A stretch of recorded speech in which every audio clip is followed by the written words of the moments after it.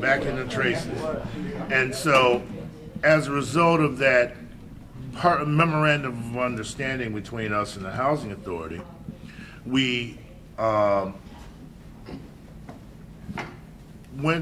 Fulton went in and created the A. Philip Randolph Adult Learning Center at the Bedford Hope Center in the Hill.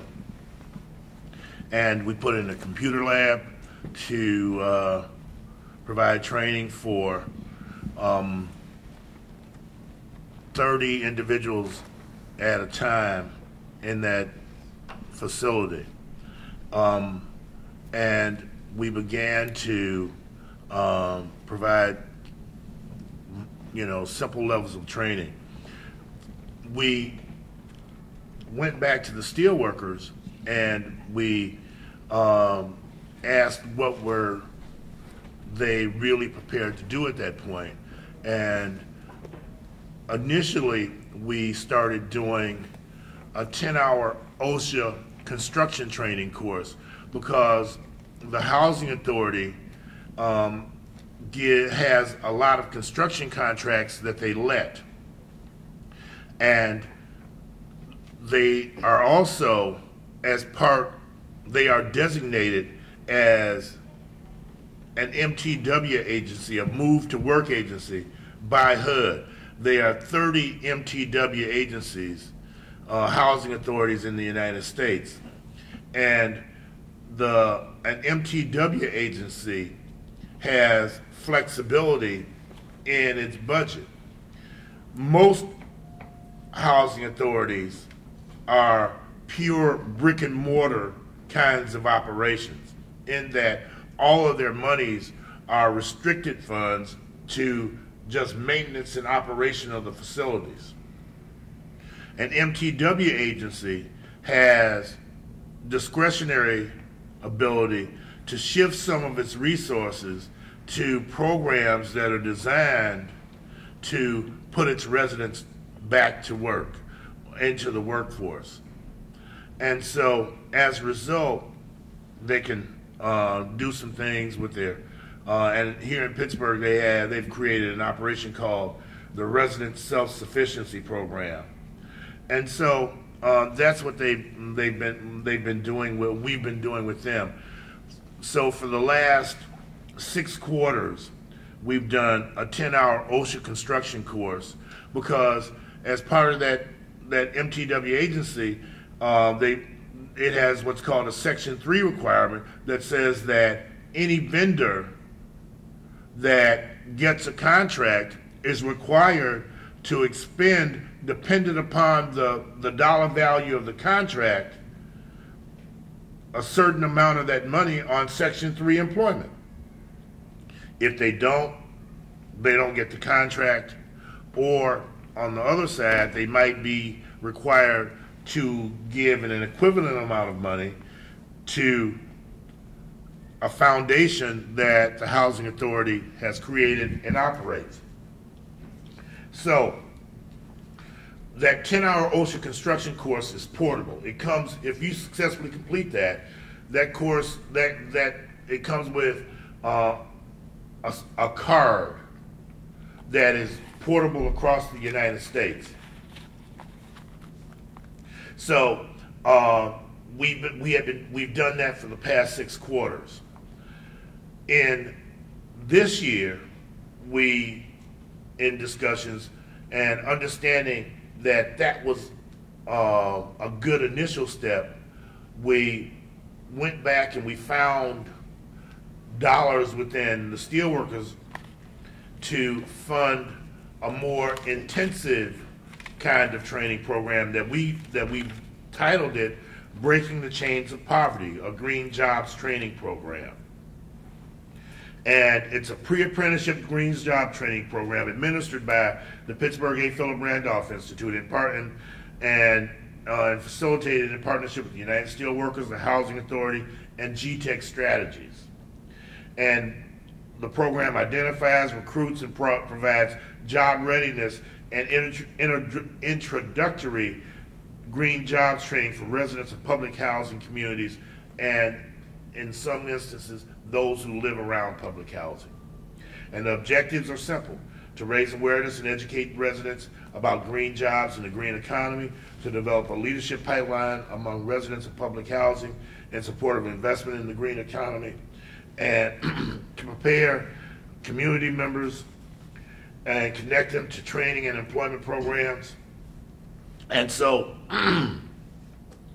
what we do is we, as part of this, the dollars that we found, we do 3 hard weeks of skills training, and then we come back and do 3 weeks of soft skills training. We are about to flip that, and in the second quarter of 2010, because we realized that to do it in the way that we have been doing it, it is not as impactful as it could be. We recognize that the soft skills training first would amplify the kind of retention, both learning and retention, that would occur. The funding stream has been such that we've had to do the hard side first and the soft skills on the back side, and so we've built the kind of nest egg now that we can flip it and do it in the order that we think is most impactful. In the soft skills side, we do first, we go and do TABE testing to see what their skills are, where they need assistance, what individuals' strengths and weaknesses are. Then we do, and this in large part is driven by the housing authority. We do math and reading skill building, math comprehension. We do reading skills, and one day a week of the 3 weeks, for the 3 weeks, I go in and do what's called union education about what is a union, how do unions function, why do folks have the opportunities that they have in terms of employment, what federal laws are there in terms of protecting workers' rights and the like, and then I close by teaching them the things that have been obtained through union support, whether it's health care and contracts, holidays, minimum wage, pensions and the like. And so then our hard skills training is a 3-week program. We start out by doing a 30-hour OSHA construction course, which is a much broader and much more detailed training than the 10-hour construction course, and it also comes with a national card that is portable. The second week is a 40-hour HAZWOPER course, which is hazardous waste operations and emergency response training. The third week starts with a 24-hour mold remediation training program, and then it follows with an 8-hour green chemistry, green communities, green environment training, and finishes up with an 8-hour weatherization and energy auditing training.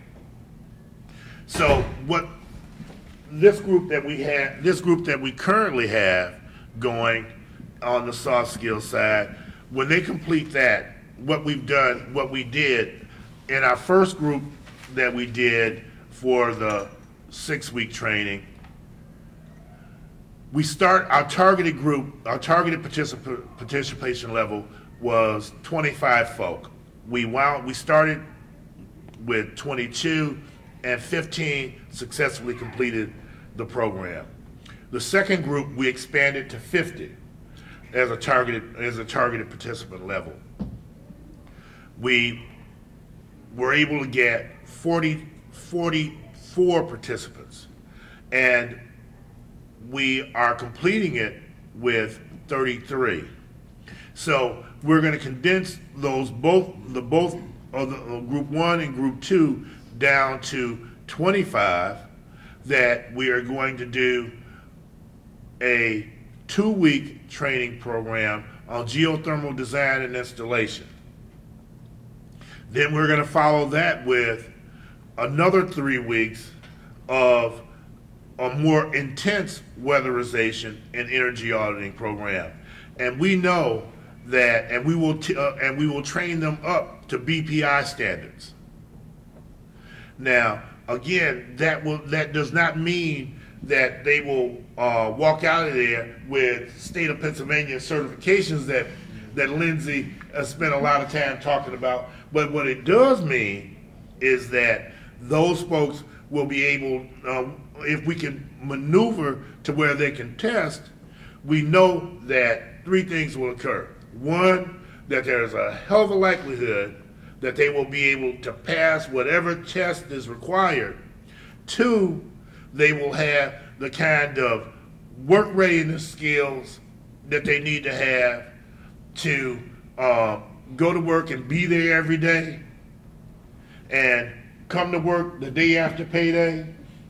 And last but not least, that they will pass a drug test. Because in order to go beyond the first phase, you got to test.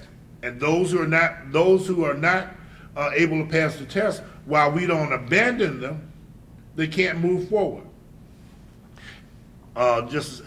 And we are able to get some of those things and do some of those things because we, as part of this funding piece that we were able to pick up, we are able to pay them a daily stipend. And so if you're able to provide someone with some monetary resources, it means that you can demand a lot more from them. And so that's where we are. Fred, you had a question. It was 6 weeks? 6 weeks. How many, is that 8 hours a day, 6 hours a day, and how many, for the hard skills, for hard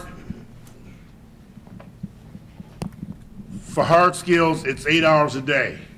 For the soft skills, it's 6 hours a day. The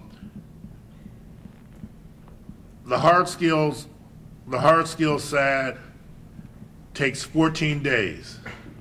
The soft skills side takes 14 days.